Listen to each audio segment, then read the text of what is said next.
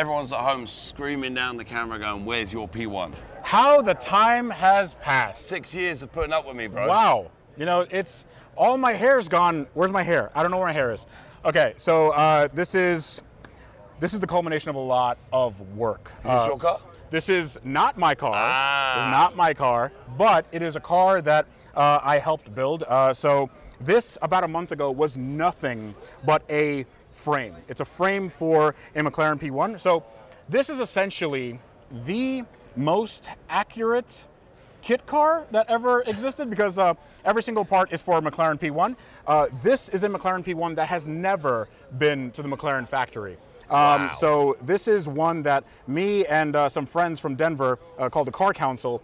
So they are the ones who own this, and we put this together. I said, if we have all the pieces for a McLaren P1, if we had literally every piece from the factory, we could do it in a week. And that was a little ambitious. That was a silly comment to make. That was a little, yeah, that was really, really stupid. But over the next 2 weeks, I mean, we were working like 14 to 18-hour days. We put this car together. Now, we did everything as per the factory, service manual. We did all OEM bolts. We made sure to torque absolutely everything, mark everything like it would be from the factory. Yeah. We got all the factory coolant lines and hydraulic lines and brand new accumulators and everything. So this is, well, it's coming up on my channel, but this is a car that went from just a stock McLaren tub, which my friend actually got from McLaren. They gave him a McLaren P1 tub, brand new. How much was that? A lot of money. Roughly? $300,000. You have to beat this out, but Jesus, yeah. Bicycle. So realistically, since this is, McLaren only made about 375 P1s. Okay. This would be 376. But I mean, this is also a one of one. Or it could be zero. It could be zero. Could be zero. But McLaren is there is a process in which we're trying to get a McLaren VIN. So it could be a VP VIN, which is a validation prototype VIN, or an SP, which is special projects VIN. Okay. So we're waiting on that. Right now, the VIN says void, which is honestly kind of cool. I do like that. But void if removed, but it's already been removed. It's already been removed, yeah.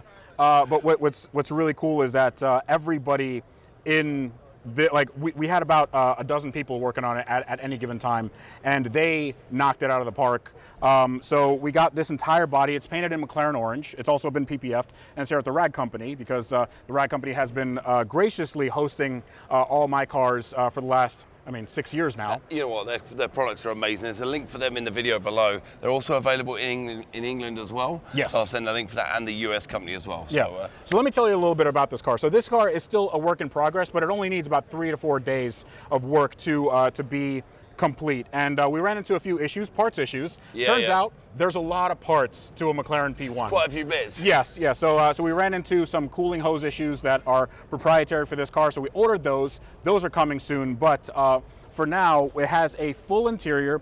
Everything on the interior is, nearly brand new. We have brand new carbon ceramic, not even carbon ceramic. They're carbon ceramic and silicon carbide OEM P1 brakes that are $100,000 for all four. Just for the rotors, by the way. How did you find all these bits? Is it just a team of legends coming together? So it wasn't me. It was the guy that owns this, Steve Lucas, and his son Kenny Lucas.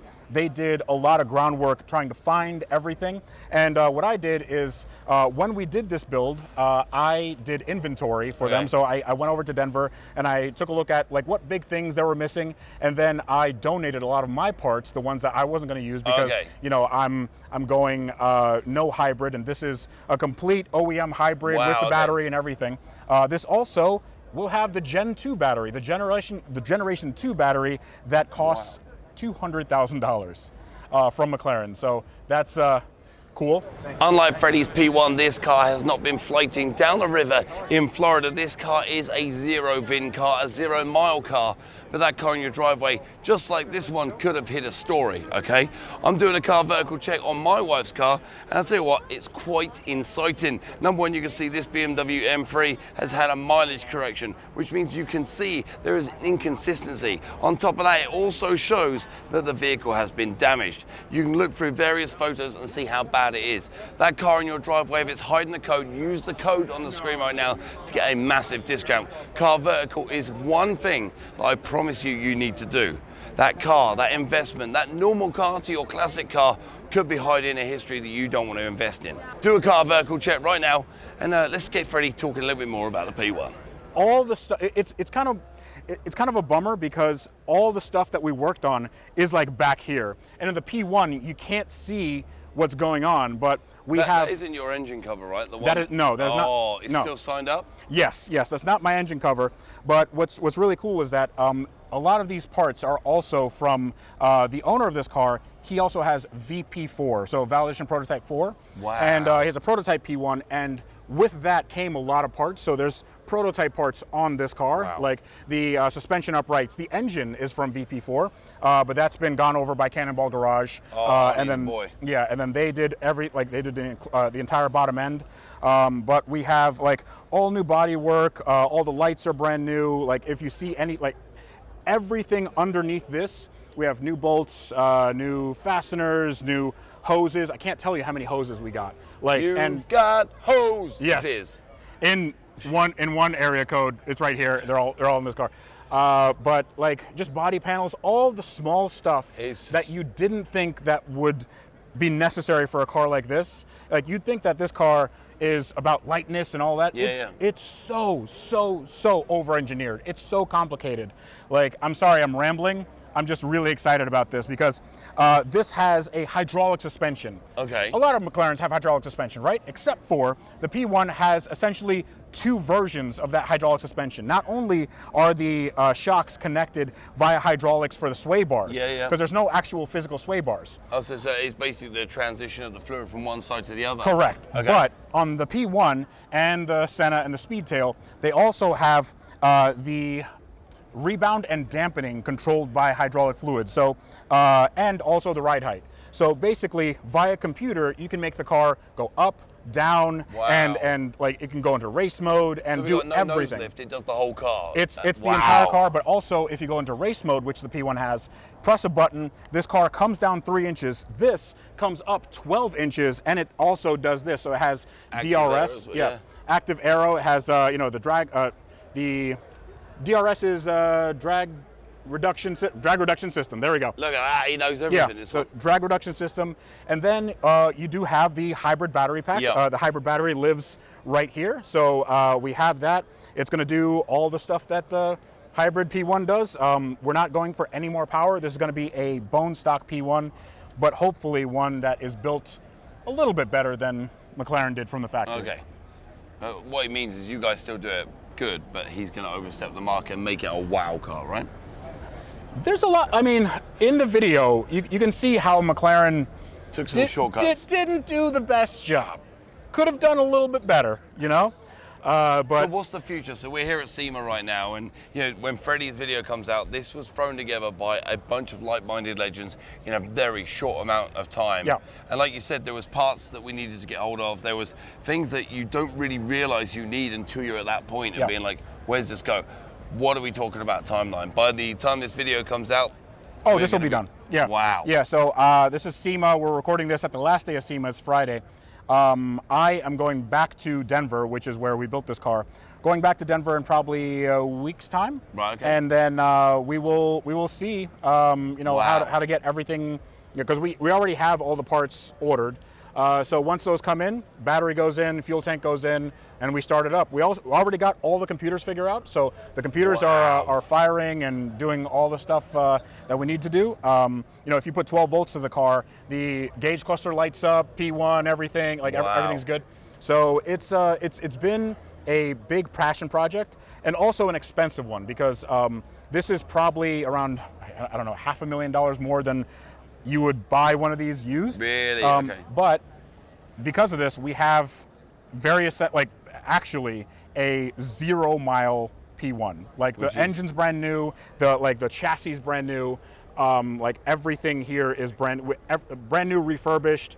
The suspension's all gone through. Every single bushing is brand new. Wow. So yeah. So I've got a question for you. So everyone's at home screaming down the camera going, "Where's your P1?" Mm-hmm. But I take it, doing this, has been one hell of an amazing insight into the little things that you didn't really realize that you needed. Every little nut and bolt, every torque setting. This has been an educational course for you to help you get to that level with yours. Is that right?